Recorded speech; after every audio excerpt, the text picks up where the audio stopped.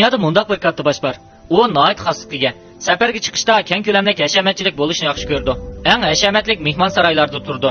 Dunyodagi eng asl narsalardan huzur oldi. U Jobs bilan umrlik do'st. Shundaqla Bill Gates bilan umrlik ashaddiy dushman. U boshqalar tarafidan quruq so'lat Begzoda deb nom olgan. Dangliq model qizlardan tortib shirkatdagi chiroyli xodimlargacha hammasi uning qiz do'sti.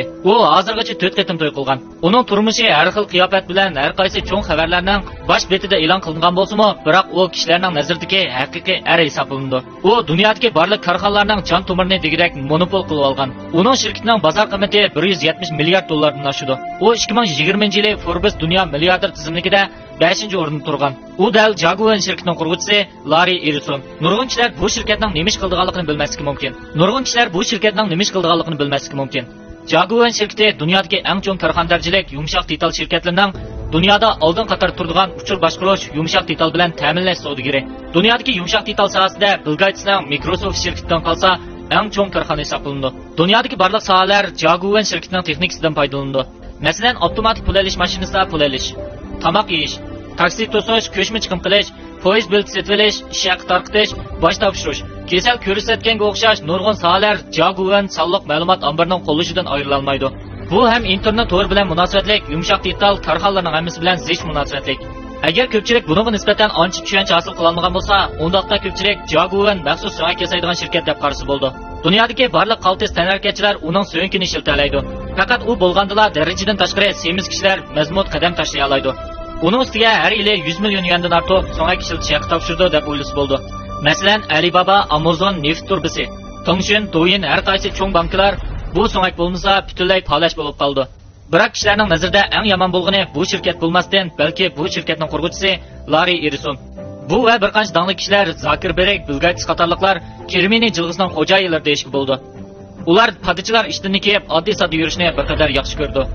Biroq Larry Ellison uningga butunlay o'xshamaydi. U o'zining sirtqi ko'rinishiga intayin e'tibor berdi.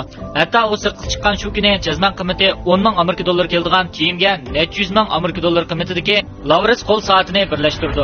Ammo agar siz buni pulni paxalda xajlash deb qarsangiz, to'liq soddalik qilgan bo'lsiz. Necha million dollarlik musobaqa avtomobili Ellisonning nazarida velosipeddan qilishmaydi. Uning turmushiga 4 qatim ajrashib ketganlik to'g'risidagi fitna fasodlar Bollywoodning ayol cho'lpini, dangliq model, hatto Jaguar shirkatidagi xodimlarning hammasidan qiziq parangga aylangan. O'zi sayli kemasi setib olib, yelkanli kema o'yinig'ini texi yetmagandek, yana 100 million Amerika dollari chiqarib, Bauma shirkati bilan birlikda Bauma Jaguar yelkanli kema atirtini qurgan. Hamda dunyodagi eng yaxshi yelkanli kema xodimlari va matroslarni taklif qilgan. Bill Gatesning hashamatlik turalg'isi esingizdami? Ellisonning bu hashamatlik turalg'iga bergan bahasi faqat mundaq bir jumla so'z bo'lgan. U bo'lsa-mu, u rostila ozroqmi huzurlanishni bilmaydi ekan degan. Shuning bilan Ellison 40 million Amerika dollari sarf qilib, San Fransiskoning janubiy tarafida 16-asrdagi Yaponiya shahzodasining bog'chilashgan ordisini taqlid qilib yasab chiqqan. Uning ko'lami 120 ming kvadrat metr keldi. Albatta, bu o'zgacha Yaponiya ordisidan boshqa Ellisonning dunyoning har qaysi joylarida yana 20 yurish hashamatlik turalg'isi bor. Bu hashamatlik turalg'ularning o'rtacha bahasi 20 million Amerika dollari atrofida bo'lib, bu yerni ko'rgan nurg'un kishilar Ellison siz bundoq qaltis tursangiz nima ish osmonga chiqib ketmaysiz deb so'ragan. Ondan Ellison amaliy kuch bilan boshqalarning yuziga urib, "Mening osmonga chiqib ketmaydiganligimni qandoq bilasiz?" degan. Ellissonning aviatsiya shirkati va bir necha xususiy aeroplani, jumladan MG-29 tipli bir kurashchi aeroplani bor. U yana kinishkisi bor uchquchi. Lekin u buningga qanoat qilmay, yana eng yangi tipdagi kurashchi aeroplan setib olmoqchi bo'lgan. Nəhayət ki, Amerika hökuməti onu setib verməydi. Biroq bu çağda İsrailiya Jaguar şirkətinin sonliq ma'lumot ombarini setib olmoqchi bo'lgan. Lekin Amerika hökumatining aralashishi bilan Ellisonning orzusi amalga oshmagan. Biroq u bu orzusidan hargiz voz kechmadi. Keyin Saudiya Arabistonmo Ellison shirkatining sonliq ma'lumot ombarini setib olmoqchi bo'ldi. Bu chaqda Ellison koni loyihasini ishga solib, bu qatam u muvaffaqiyat qozondi. Ammo bu ish yana Amerika hukumatini cho'chitib qo'ydi. Amerika hukumati Saudiya Arabistonning ishlariga aralasha olmaydi. Hukumat faqat Ellissonning aeroplanining chegaradan kirishni cheklash buyrug'ini tushirdi. Shuning bilan Ellison faqat Saudiya Arabistonning ostida o'ynashdek orzusini ishga oshirdi. Yana doim o'g'lini birga olib yuratdi. U aeroplandan boshqa yana orol setib olishni yaxshi ko'rdi. 2012-yili Larry Ellison 500 million mablag' solib, Havaydagi Ranay orolining 98% mulk huquqini setib olgan. Bu orol dal Bill Gates to'y murosimi o'tkazgan joy. Shundoq bo'lib qolmay, u yana Yali universitetida oliy maktab o'quvchilarining o'qishdan chekinishga ilhom beradigan nutq so'zildi. Chunki u o'zimi ayni chaqda o'qishdan chekingan bir o'quvchi. Bu ish kishilarning nazarida intayin talash tortish qo'zg'agan bo'lib, Ammo odam degidek uningdan bizar bo'lgan. Lekin Steve Jobsdan iborat bu fan texnika talant egisila uning umrlik do'sti edi. Jobsning hayotining eng oxirgi paytlarida Larry Ellison uningga hamroh bo'lgan. Bundaq hashamatchilik ichida yashay oladigan odam xizmat qandoq bo'ldi? Ellisonning hayotini ikki bosqichga bo'lishga bo'ldi. 32 yoshdan burungi Ellisonning hikoyasi yo'q, do'sti yo'q, alaydilik yo'q. 32 yoshdan keyin natija qozonolmagan u xuddi bir sehriy kuchga ega bo'lgandekla uning hayoti birdil o'zgargan. An'anaviy dunyoda bu xil suratvoz begzodlarning turmushi muqarrar holda korxonaning xaroblashishini keltirib chiqardi.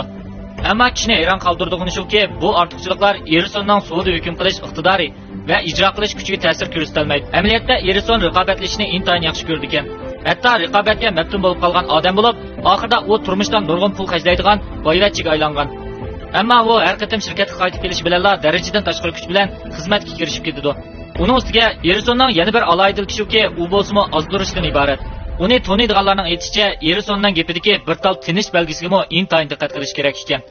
1977-yili Ellison boshqa ishga xizmatdashini aldab, $2000 xarjlab Jaguar'ni qurgan. Keyin u o'z yenidan 12 millionni boshqalarga bildirmay o'z mablag'iga aylantirib olgan. Shundoq deyish bo'ldiki, Jaguar'ning muvaffaqiyatli bo'lishi IBM'ning savalligidan bo'lgan. 1976-yili IBM'ning tadqiqotchilari namoyandalik ahamiyatiga ega bir parcha ilmiy maqola Or sistema sonliq ma'lumot ombiri munosabati nazariyasini e'lon qildi. Lekin IBM'ning tadqiqotchilarining ko'pincha olimlardan kelib chiqqachqa, ular bozorga emas, balki nazariyaga texnik ko'ngil bo'lishyapti. Shuning bilan u bu ilmiy maqola va kollektivdan foydalanib birinchi avlod Jaguar sonliq ma'lumot ombirini nihoyat tezda tadqiq qilib chiqdi. Ammo bu sonliq ma'lumot ombirining sifati faqat yaxshi emas edi. Texnik jug'lanmasi bo'lmag'achqa qayta mahsulot sotqili bo'lmaydi. Toki ikkinchi avlod Jaguar bozorga solinganga qadar ikki cho'ng xaridor bu sistemni o'ttirg'i chiqardi. Ular ayrim-ayrim holda Amerika Markaziy axborot idorasi va Dengiz armiya axborot idorasi bo'lib, u keyingi ishlarni nihoyat yaxshi faraz qildi.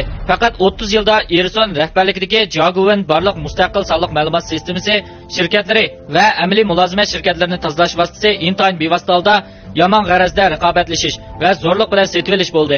2013-yili u Microsoft bilan teng o'rinda turadigan xalqaro yumshoq detal shirkati bo'lib, sonliq ma'lumot ombiri sohasida ismi-jismiga loyiq kasb atamani aylandi.